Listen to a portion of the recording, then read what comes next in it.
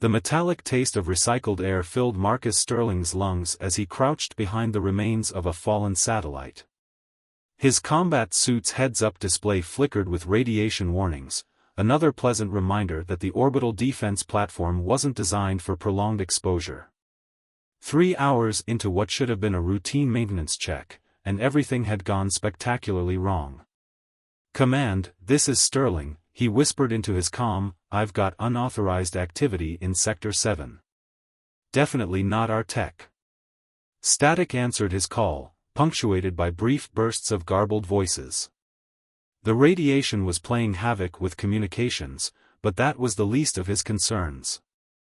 30 meters ahead, something moved in the darkness.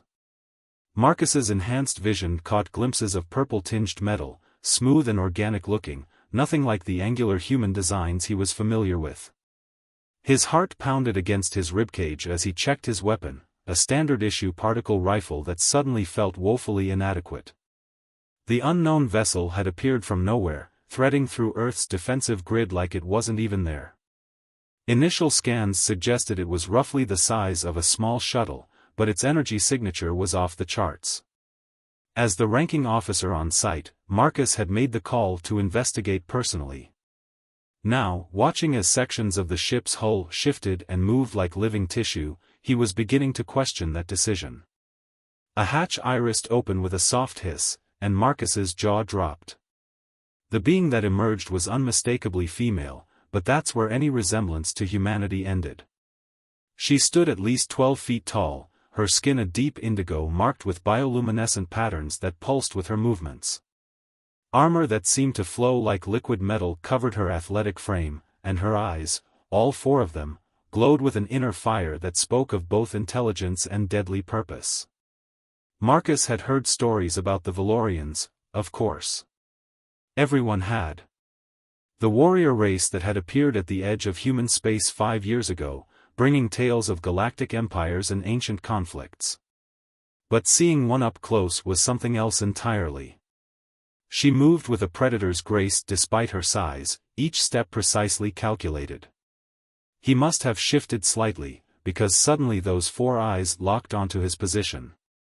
Before he could react, she spoke, her voice carrying easily through the vacuum thanks to some technology he couldn't begin to understand.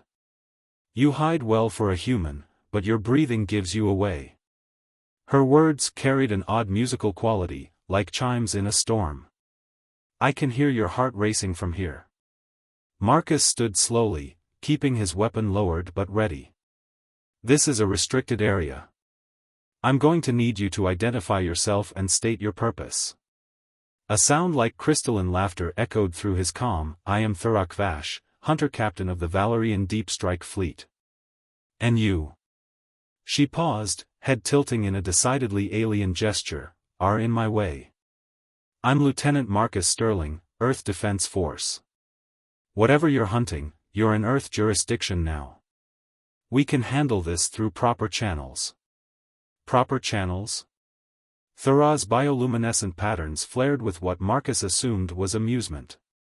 "While we waste time with bureaucracy, the ones I pursue will escape with weapons that could reduce your pretty little planet to ash. Stand aside, Lieutenant Sterling." Before Marcus could respond, proximity alarms screamed in his helmet. Another ship was approaching, this one moving erratically. Its hull bore scorch marks consistent with Valerian weapons fire. As it passed overhead, Thurak's patterns shifted to angry red. "The choice has been made for us," she growled, her armor rippling as weapons emerged from seemingly nowhere. "Those criminals carry a payload of forbidden bioweapons. If their ship is damaged in atmosphere..." Marcus didn't need her to finish that thought. "How can I help?" Thurak's expression changed to something unreadable. "You would trust me so quickly?" "I trust that you wouldn't have announced yourself if you meant us harm." Marcus checked his weapon's charge. "And right now, you're the only one here who knows what we're really dealing with." For a moment, those 4 eyes studied him with an intensity that made his spine tingle. Then she nodded, a surprisingly human gesture.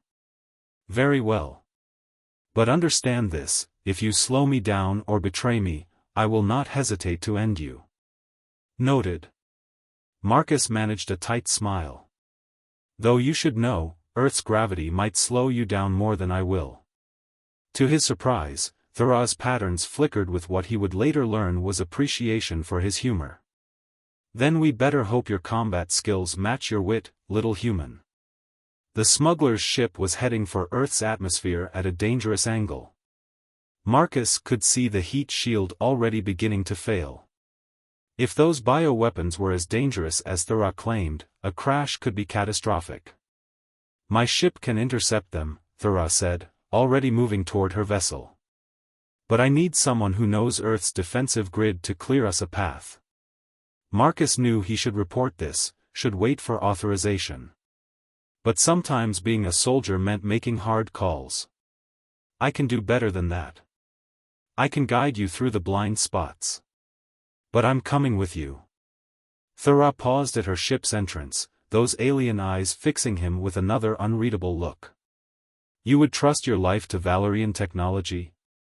I'm trusting it to its pilot, Marcus replied, meeting her gaze steadily. For a moment, neither moved. Then Thura's patterns shifted to a color he hadn't seen before, a soft, almost gentle blue. Come then, Marcus Sterling. Let us hunt together. The interior of her ship was unlike anything Marcus had ever seen. Organic curves melded seamlessly with technology beyond human understanding. As he strapped into what he hoped was a seat, Thura took her place at controls that seemed to respond to her thoughts more than her actions. Your suit's environmental systems will protect you from the ship's atmosphere, she said as they launched. Try not to touch anything. Some surfaces react poorly to human biology. Noted, Marcus said dryly. Any other safety tips?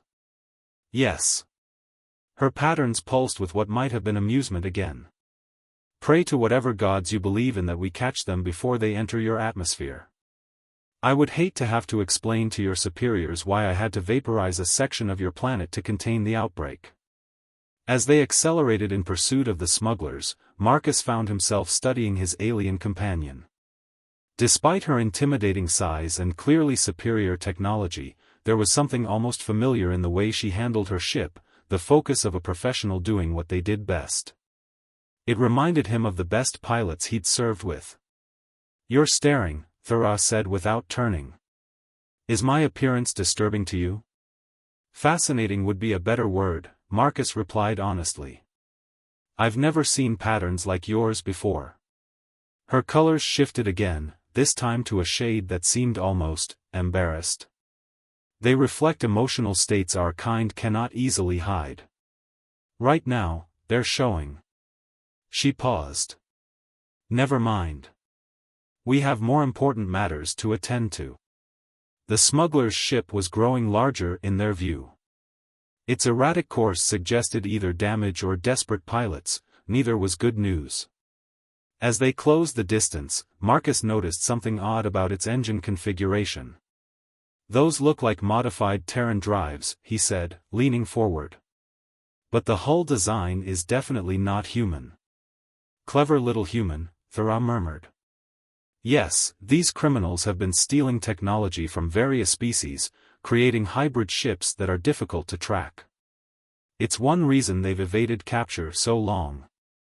Then it's good thing they've got both of us after them now, Marcus said, already accessing Earth's defense grid through his suit's systems. I'm creating a corridor through our automated defenses. But we'll have company soon, my superiors won't ignore this for long. Then we better make this quick. Thura's patterns shifted to deep purple as her hands danced over the controls. Brace yourself, Lieutenant Sterling. This is where things get interesting. As their ship surged forward, Marcus found himself grinning despite the danger. Whatever happened next, he had a feeling his life was about to become very interesting indeed. The chase was on, and somewhere in the back of his mind, Marcus wondered if all Valorians were this impressive up close, or if Thurukvash was something special even among her own kind. He pushed the thought aside, focusing on the task at hand. But he couldn't quite ignore the way his heart raced every time those alien eyes glanced his way. Some things, it seemed, transcended species. The abandoned mining facility on Luna's dark side wasn't Marcus's first choice for hiding a 12-foot-tall alien warrior, but options were limited after the chaos of their orbital chase. 3 days had passed since they'd forced the smugglers' ship to crash land in the Sea of Tranquility. 3 days of dodging Earth Defense Force patrols while trying to salvage what they could from the wreckage. 3 days of watching Serena Valthrax turn his understanding of the universe upside down. "Your radiation shielding is primitive," Serena commented, her patterns shifting to a contemplative green as she worked on her damaged ship. The vessel had taken heavy fire during their pursuit, requiring emergency repairs before they could continue their mission. "It's remarkable your species survived long enough to reach space." Marcus handed her another tool from what he'd started thinking of as her living toolbox, a container that seemed to anticipate what she needed before she asked for it. "We're surprisingly hard to kill," he said, trying not to stare as her armor flowed like mercury to give her better access to the ship's inner workings.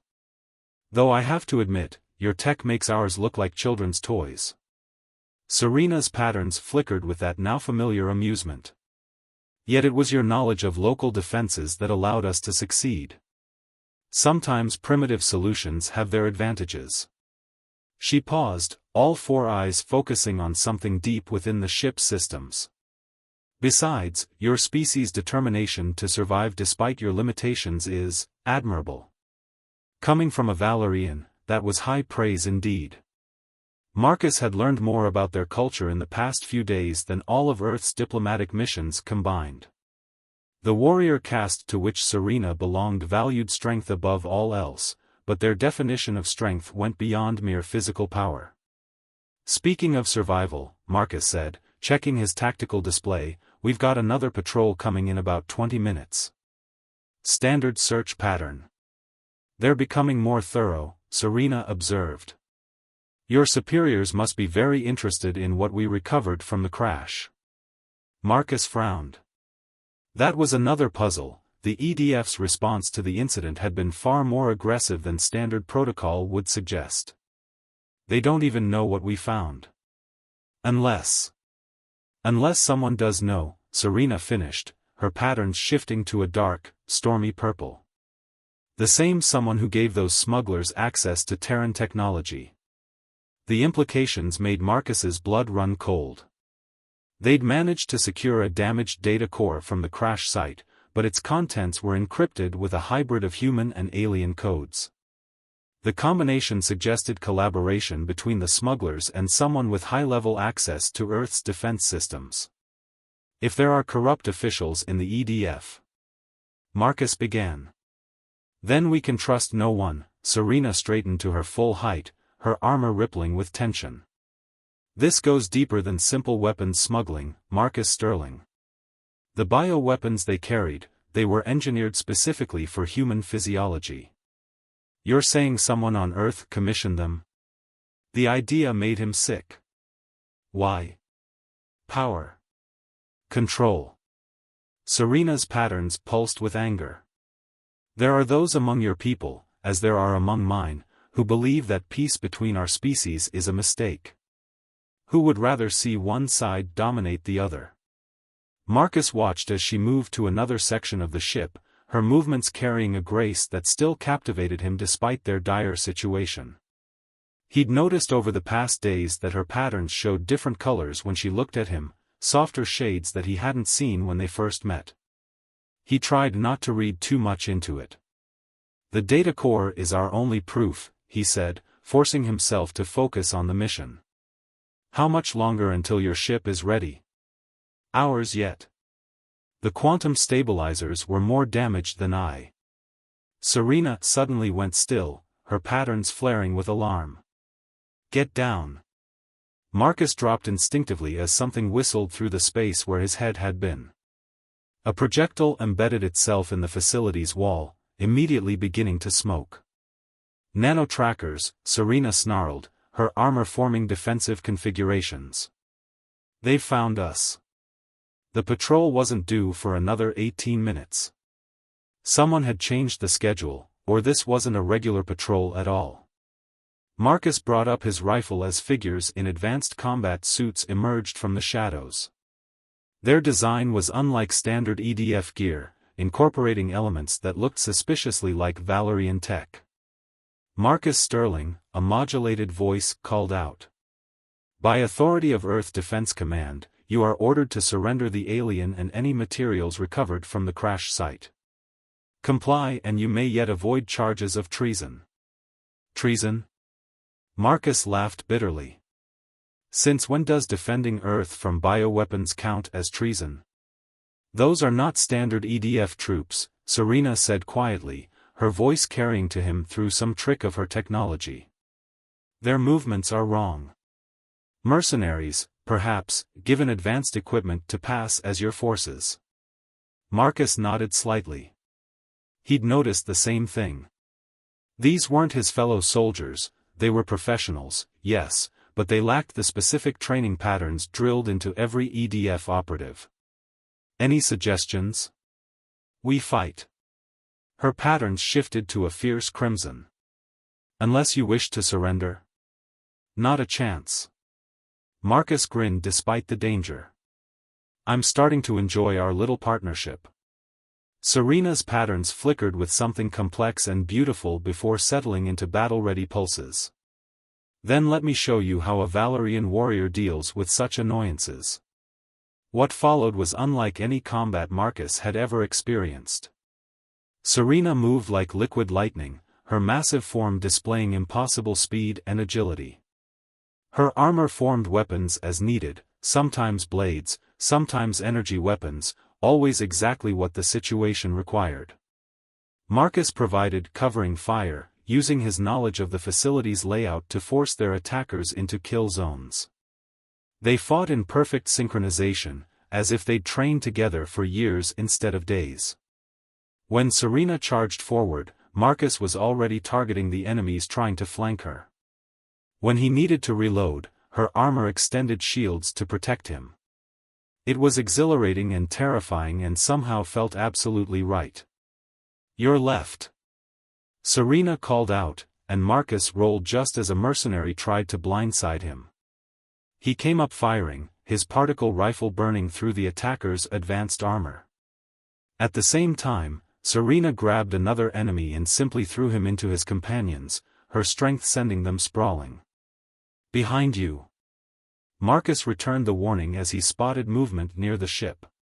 Serena spun with impossible grace, her armor forming a capture net that entangled two more attackers. Their weapons, clearly reverse-engineered Valerian technology, sparked and died on contact with the living metal. In less than 5 minutes, it was over. The remaining mercenaries retreated, leaving their wounded behind. As Marcus secured the prisoners, Serena examined their equipment with growing concern. This confirms it, she said, her patterns showing deep worry. Someone is providing your criminals with advanced technology. These weapons are based on designs that were stolen from my people months ago. And now they're in the hands of private military contractors on Earth, Marcus said grimly. Along with bioweapons specifically designed to target humans. This isn't just corruption, it's preparation for something bigger. Serena knelt beside him, bringing their faces closer to level. This close, he could see subtle variations in her patterns that he'd missed before, layers of emotion and meaning that made human expressions seem crude by comparison. You understand that pursuing this will make you an enemy of your own people? At least until we can prove the truth? Marcus met all 4 of her eyes steadily. They stopped being my people the moment they decided to turn weapons of mass destruction on Earth. Besides. He managed a smile. I think I'm starting to prefer Valerian company. Her patterns shifted to that soft blue he'd seen before, but now mixed with something deeper, almost iridescent. You are either very brave or very foolish, Marcus Sterling. Her voice carried an odd gentleness. Perhaps both. Must be why we work so well together, he replied, ignoring the way his heart raced at her proximity. The moment was broken by alerts from his tactical display. More patrols incoming. Real ones this time, from multiple directions. Serena rose smoothly to her full height. Then we must move quickly. The ship isn't fully repaired, but it will have to suffice. She began gathering their salvaged evidence. Where can we go? They will be watching all official facilities. Marcus thought for a moment, then smiled. I know a place. An old friend owns a private observatory in the Himalayas. Off the grid, no official connections. If anyone can help us decrypt that data core, it's her. You trust this friend? Serena's patterns showed concern. With my life, Marcus assured her. And she's been warning about corruption in the EDF for years. No one believed her. Then perhaps it's time someone did. Serena's armor rippled as she prepared the ship for launch. Though I must warn you, bringing your friend into this puts her in danger. Marcus nodded grimly. She'd be more angry if we didn't give her the choice. He began helping her load their equipment. Besides, we're going to need allies before this is over. As they worked to ready the ship, Marcus caught Serena watching him with an expression he couldn't quite read. Her patterns were showing colors he'd never seen before, mixing and flowing in complex ways. What? He asked finally. I am trying to understand, she said slowly, how a simple maintenance mission became this. Her patterns swirled with something that might have been confusion, or perhaps something else entirely. And why I find myself.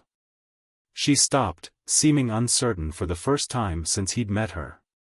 Having second thoughts about working with a primitive human, he teased, trying to lighten the moment. Her pattern stabilized into that deep, iridescent blue. No, she said softly. Having thoughts I should not have about one. Before Marcus could process that statement, proximity alarms began blaring. Their time had run out. As they rushed to complete launch preparations, he tried to focus on the mission and not on the way Serena's last words made him feel. They had a conspiracy to uncover and 2 worlds to save. Whatever was developing between them would have to wait. But as they lifted off from the lunar surface, evading EDF patrols with a combination of his knowledge and her skill, Marcus couldn't help wondering if saving their worlds would be the most challenging part of their journey, or if that honor belonged to the growing connection neither of them had expected, or knew how to handle. The Himalayan observatory perched on the mountainside like a silver eagle's nest, its dome gleaming in the early morning sun. Dr. Rani Patel hadn't asked questions when Marcus contacted her through their old emergency channel. She'd simply sent coordinates and a warning about recent satellite coverage. Now, as Serena's ship settled onto the hidden landing pad beneath the observatory, Marcus found himself hoping he hadn't just endangered one of his oldest friends. Your heart rate is elevated, Serena observed as they prepared to disembark. Her patterns shifted through concerned purples and blues. You fear for your friend's safety? Among other things. Marcus checked his tactical display one last time. The EDF will eventually track us here. We're putting a target on Ronnie's back. Then we must make our time count. Serena's armor rippled, adjusting its configuration to appear less threatening, though there was really no way to make a 12-foot-tall alien warrior look completely harmless. Your friend's expertise with data systems may be our only chance to expose this conspiracy before the weapons are deployed. The observatory's main door slid open, revealing a woman in her late 40s with streaks of silver in her dark hair. Dr. Rani Patel took one look at Serena and let out a low whistle. When you said you were bringing company, Marcus, I assumed you meant other EDF personnel. Her eyes sparkled with scientific curiosity. This is much better. Dr. Patel, Serena inclined her head respectfully, her patterns showing formal acknowledgement. Your reputation reaches even Valerian space. Your papers on quantum encryption were innovative. Coming from a species that masters quantum mechanics before basic spaceflight, I'll take that as high praise. Ronnie gestured them inside. Though I suspect you're not here for an academic discussion about encryption algorithms. Once inside, they laid out everything they discovered: the crashed smuggler's ship, the bioweapons, the hybrid technology, and the data core that might hold the key to it all. Ronnie's expression grew darker with each revelation. "I've been tracking unusual patterns in EDF communications for months," she said, examining the data core with professional interest. "Supply requisitions that don't match official missions, personnel transfers that make no tactical sense. Someone's been building a shadow operation right under everyone's noses." "Can you decrypt it?" Marcus asked. Ronnie's fingers flew over her workstation's controls. "The encryption is fascinating. It's like someone merged Valerian quantum algorithms with human blockchain technology. Clever, but..." She smiled. "Not clever enough." As Ronnie worked, Marcus found himself watching Serena. The Valerian warrior moved through the observatory with careful grace, ducking under equipment and adjusting her massive frame to avoid disturbing the delicate instruments. She seemed fascinated by the primitive human technology, her patterns showing colors he was beginning to associate with scientific curiosity. "Your friend is not what I expected," Serena said quietly when she caught him staring. "Most humans fear what they don't understand. She embraces it." "Ronnie's always been different," Marcus agreed. "She was the first person to suggest that humanity's fear of alien contact was our greatest weakness, not our greatest strength." A wise observation. Serena's patterns shifted to those deeper, iridescent blues that had become more frequent lately. "Fear of the unknown leads many to reject possibilities that could enrich both our peoples." There was something in her tone that made Marcus's pulse quicken. Before he could respond, Ronnie called out from her workstation. "Got it." Her screens filled with decrypted data. "Oh, this is worse than we thought." The data painted a chilling picture. A group of high-ranking officials from both Earth and Valor had been working together in secret, but not for peace. They believed that conflict between their species was inevitable and had decided to strike first. The bioweapons were just the beginning. They planned to engineer a war that would force both sides to embrace their most militant factions. These weapons, Serena's patterns pulsed with horror as she read the specifications. They're designed to target specific genetic markers. They could eliminate entire bloodlines while leaving others unharmed. Perfect for removing political opponents or resistant populations, Marcus said grimly. Make it look like a natural outbreak while advancing their agenda. There's more, Ronnie pointed to another section of data. They're planning to test the weapons soon. Some kind of demonstration to prove their effectiveness to potential buyers.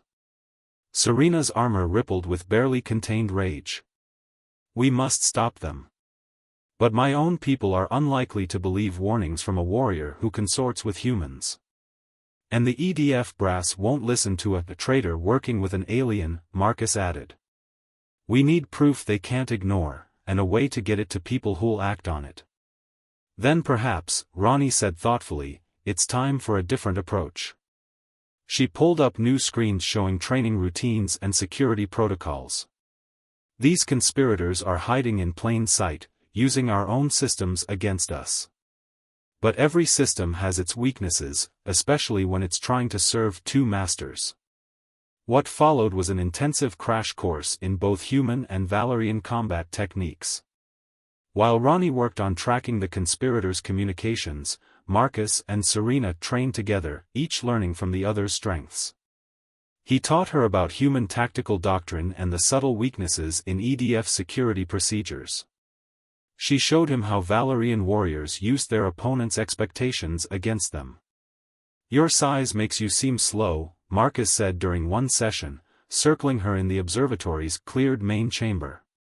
But you use that assumption to surprise them. Just as your species' apparent fragility masks your adaptability, Serena replied, her patterns showing approval. You learn quickly, Marcus Sterling. Most humans would balk at adapting alien combat forms. Most humans haven't seen you in action. He attempted a Valerian defensive stance, adjusting for his smaller frame. Though I have to admit, some of these moves are more challenging when you're not 12 feet tall. Serena's patterns flickered with amusement. Perhaps we should focus on techniques better suited to your compact form. Compact? Marcus laughed. That's diplomatic of you. I find your form. She paused, her patterns shifting to those deeper colors that always made his heart race. Intriguing. Different, yes, but not lesser. The moment stretched between them, heavy with unspoken possibilities. Then Ronnie's voice broke through their training room's comm system. If you two are done with your interspecies flirting, I've found something interesting in the decrypted data.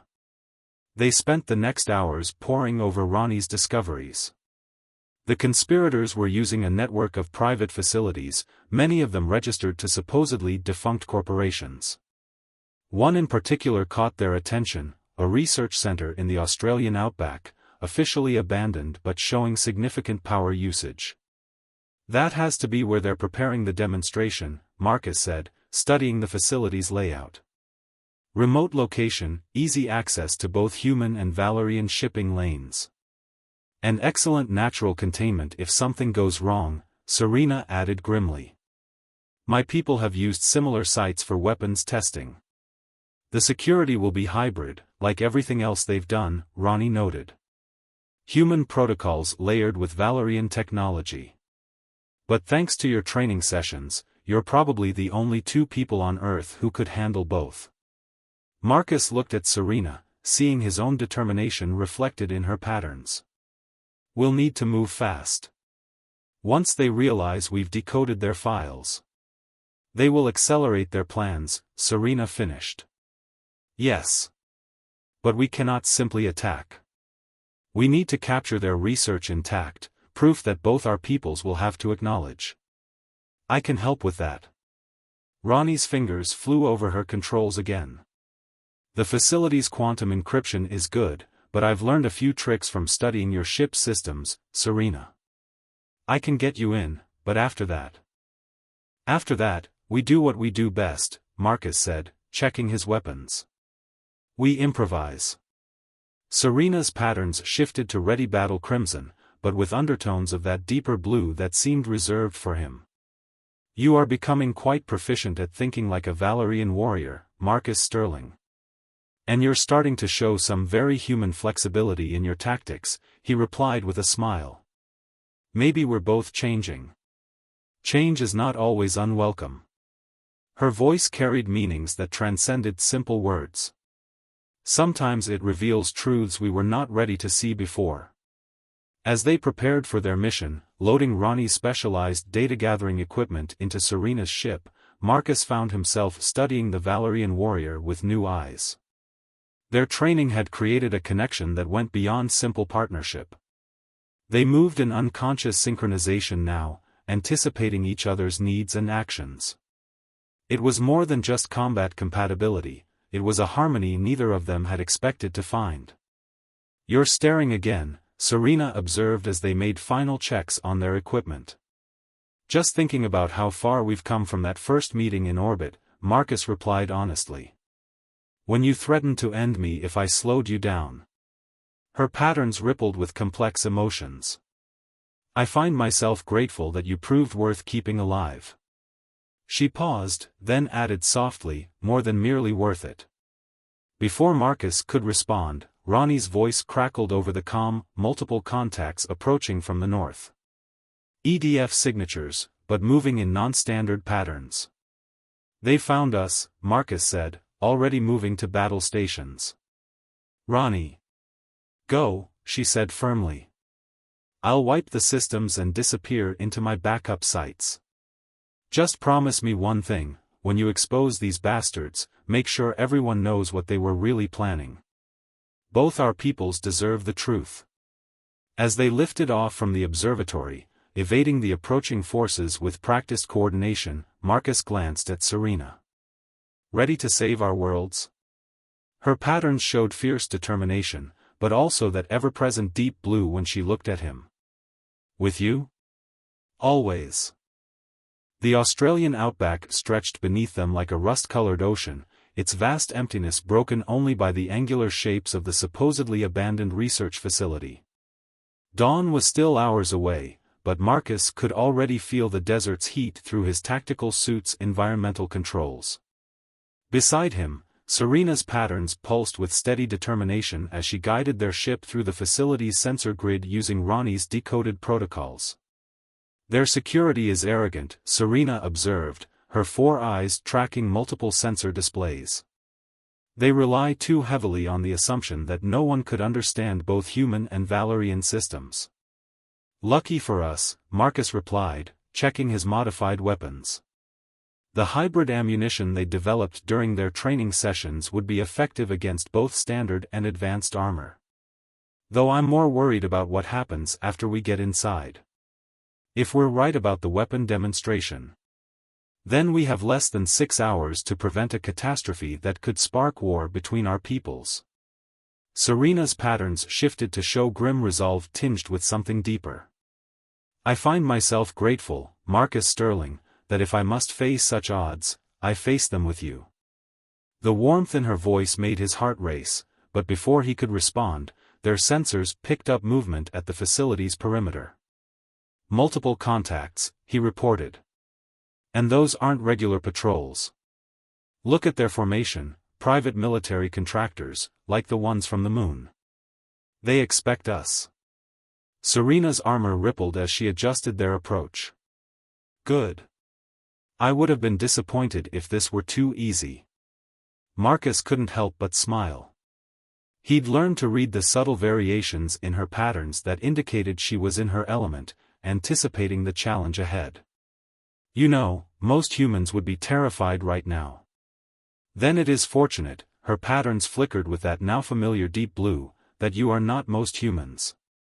They set down in a maintenance bay that Ronnie's data had identified as a blind spot in the security grid.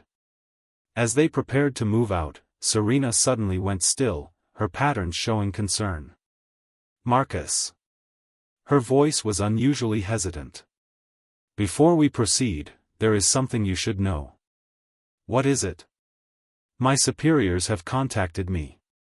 Her patterns swirled with complex emotions. They offer amnesty, and restoration of my warrior status, if I abandon this mission and return with the evidence we've gathered. They believe human corruption is to blame for everything. Marcus felt his heart sink, but kept his voice steady. That would be the sensible choice. Clear your name, let your people handle it through official channels. Sensible, yes. Serena's patterns stabilized into that deep, iridescent blue that seemed reserved only for him. But I find that honor demands more than mere sensibility. My people's definition of strength has evolved since meeting you. Before Marcus could process that statement, alarms began blaring throughout the facility. Multiple screens activated, showing a familiar face that made Marcus's blood run cold. Lieutenant Sterling, Colonel Victor Roscoff's scarred visage filled the displays. And the Valerian renegade. I must admit, you've exceeded expectations. Few could have uncovered our operation so quickly. Victor? Marcus couldn't hide his shock. The colonel had been his mentor, the man who'd sponsored his advancement through the EDF ranks. You're behind this? Behind it? My boy, I created it. Roscoff's smile didn't reach his eyes. Humanity needs this war, Marcus. We're growing soft, accepting alien influence without question. The bioweapons are simply motivation for both sides to embrace their true nature. You're wrong, Marcus said firmly. Strength isn't about domination. Sometimes it's about having the courage to trust, to reach across differences and find common ground. Pretty words, Roscoff sneered. But they won't save you. Security teams are already converging on your position. And your Valerian friends people? They're about to receive proof that humans were developing weapons to target their genetic markers. By the time anyone realizes the truth, the conflict will be inevitable. The screens went dark as security doors began slamming shut throughout the facility. Marcus turned to Serena, expecting to see anger or betrayal in her patterns. Instead, he saw only that steady, deep blue, mixed with fierce determination. "Your former mentor is about to learn," she said, her armor flowing into battle configuration, that true strength often comes in unexpected forms. What followed was a desperate race through the facility's corridors. They fought their way through waves of security forces, their months of training together paying off as they moved in perfect synchronization. Marcus's knowledge of human tactics complemented Serena's raw power and advanced technology. When he needed cover, her armor formed shields. When she needed precision strikes at distant targets, his modified rifle provided them. They fought their way to the central laboratory, where they found the bioweapons delivery systems being prepared for transport. But as they began securing the evidence, a new alarm sounded. "Quantum cascade failure detected," an automated voice announced. "Core containment protocols failing. Detonation imminent." "They're destroying the evidence," Marcus realized. "And taking us with it. The explosion will spread the bioweapons across half the continent," Serena added, her patterns showing urgent calculation. "Unless..." She moved to a control panel, her armor interfacing with the facility's systems. "The containment chambers. If we can redirect the blast."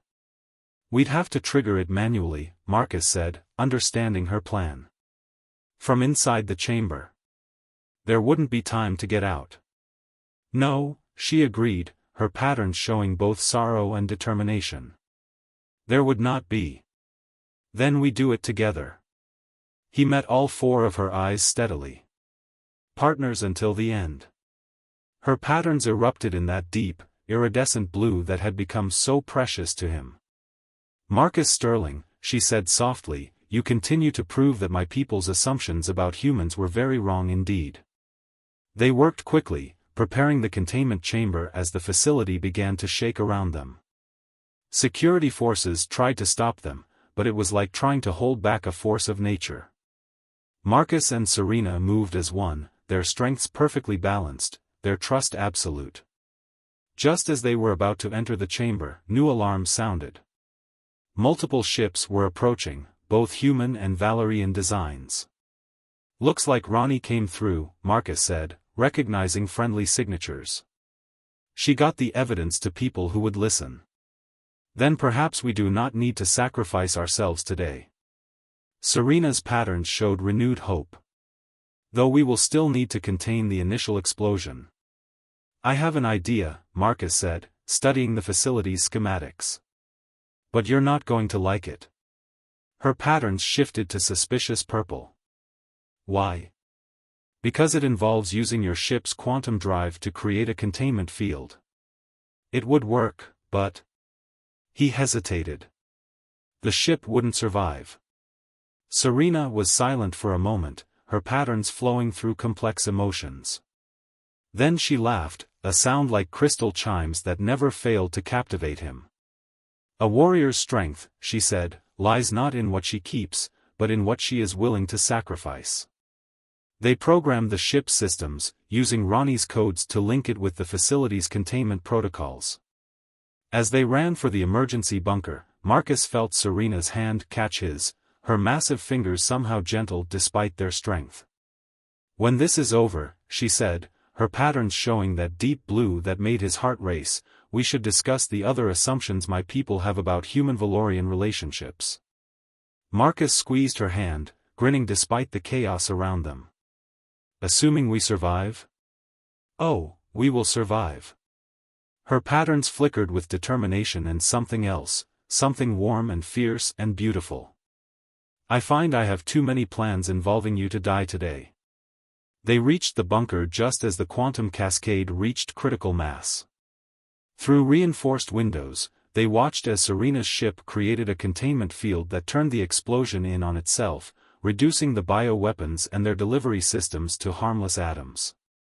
As the dust settled and rescue ships began landing outside, Marcus looked at his alien partner, this magnificent warrior who had changed everything he thought he knew about strength and honor and possibility. "So," he said casually, "about those plans of yours."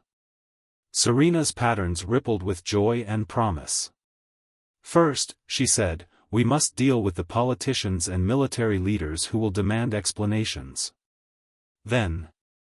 Her patterns shifted to that deep, iridescent blue that had become his favorite color in the universe. "Then we begin writing our own story." Light from the rising sun spilled through the bunker's windows, painting them both in gold as ships landed outside. Together, they had prevented a war and exposed a conspiracy. But as they prepared to face the aftermath, both knew that their greatest challenge, and greatest adventure, was just beginning. The Valerian High Council chamber made the United Nations Assembly look modest by comparison. Towering crystalline walls stretched hundreds of feet overhead, their surfaces alive with shifting patterns that mirrored the emotions of those gathered within. Marcus stood beside Serena before both human and Valerian authorities, acutely aware that he was probably the first human to ever witness this joint session. 2 weeks had passed since the Australian incident. 2 weeks of debriefings, interrogations, and political maneuvering as both species grappled with the magnitude of what had nearly happened. Colonel Roscoff and his conspirators had been arrested, their network exposed, but the ripple effects were still spreading through both societies. "The evidence is conclusive," Ronnie's hologram stated, her image projected between the human and Valerian delegations. "The bioweapons program was developed by a radical faction from both our peoples.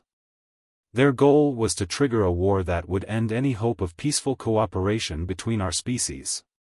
Marcus watched the patterns flowing through the chamber's walls, recognizing emotions he'd learned to read in Serena's displays: shock, anger, denial, and gradually, acceptance. Beside him, Serena stood proud and tall, her own patterns showing calm certainty as she addressed the gathered leaders. "We stand at a crossroads," her voice carried effortlessly through the vast space. "What was intended to drive our peoples apart has instead shown us the true meaning of strength. It lies not in dominance, but in understanding. Not in fear, but in trust." "Pretty words," one of the human generals scoffed.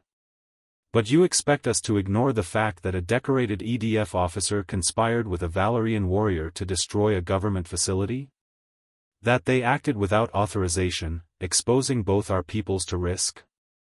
We acted to prevent genocide." Marcus stepped forward, meeting the general's gaze steadily. "And we succeeded because we were willing to look past our differences and trust in each other's strength." "Trust?" A Valerian elder's patterns showed skepticism. "You speak of trust while your kind develops weapons to target our genetic markers?" "Those weapons," Ronnie's hologram interjected, "were developed by extremists from both sides. The same technology that could target Valerian genetics could just as easily be turned against specific human populations. This was never about one species threatening the other, it was about power-hungry individuals willing to sacrifice millions for their own agenda." The chamber erupted in argument, patterns swirling chaotically through the walls. Marcus felt Serena's hand brush his, a gesture that would have been shocking to both their peoples just months ago, but now felt as natural as breathing. "Perhaps," a new voice cut through the chaos, "we should listen to those who have proven that cooperation between our species is not merely possible, but powerful." The speaker was High Commander Vexthra, the most decorated warrior in Valerian history. Her patterns showed the deep wisdom of centuries as she approached Marcus and Serena. "I have reviewed all the evidence," she continued, "including the combat recordings from their missions together. What I saw was not merely two warriors working in proximity, I saw true synthesis. A perfect melding of Valerian power and human adaptability. They have achieved something many thought impossible. And in doing so," added UN Secretary-General Chen, rising to stand beside Vexthra, "they may have shown us a path forward. One that honors both our traditions while embracing new possibilities." Marcus felt Serena's patterns shift to that familiar deep blue as she addressed both leaders. "We did not set out to be symbols or pioneers. We simply did what was necessary, supporting each other's strengths and compensating for each other's limitations. As all true partnerships must, Vextra's patterns showed approval. Which brings us to the matter of your future. A hush fell over the chamber. Everyone knew that human-Valorian relationships, while not explicitly forbidden, were unprecedented.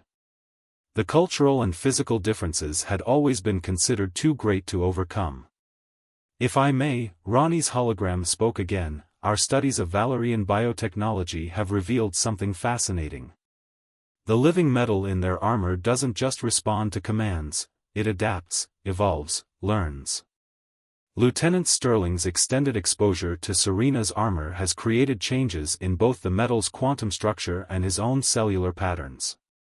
They've been unconsciously adapting to each other at a molecular level. Murmurs rippled through both delegations.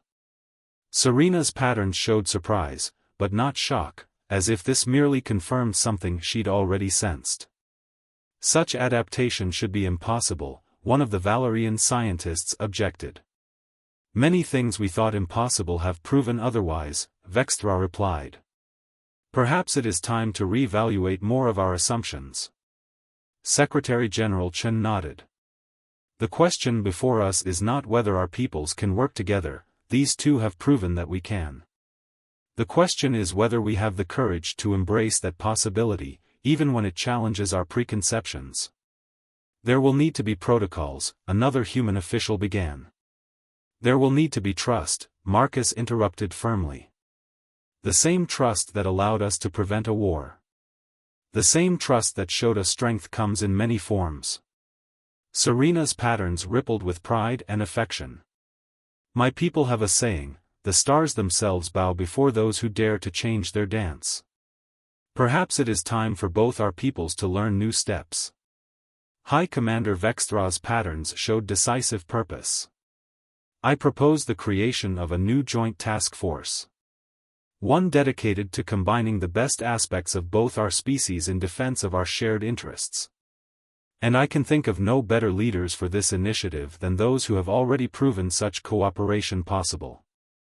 The proposal sparked intense discussion, but Marcus barely heard it. He was focused on Serena's patterns, reading the joy and love that flowed through them like starlight through crystal. They had started as reluctant allies, become trusted partners, and now. Your patterns are showing, he whispered teasingly, using the private communication channel in his modified tactical suit. They show what I choose to show, she replied, her 4 eyes sparkling with mischief. And I choose to show that my heart belongs to a being who taught me that true strength lies in the courage to love beyond boundaries. As the council chambers buzzed with plans for the new joint task force, Marcus and Serena stood together, their very presence a testament to the possibilities that lay ahead. They had prevented a war, exposed a conspiracy, and in doing so, forged a path for others to follow. So, Marcus said quietly, ready for our next impossible mission? Serena's patterns shifted to that deep, iridescent blue that had become his personal constellation, a map leading always back to her. With you? All things are possible. Above them, the chamber's crystalline walls rippled with new patterns, colors never before seen in their ancient depths. Like their peoples, like their love, like the very universe itself, they were evolving into something new and wonderful and full of endless possibility.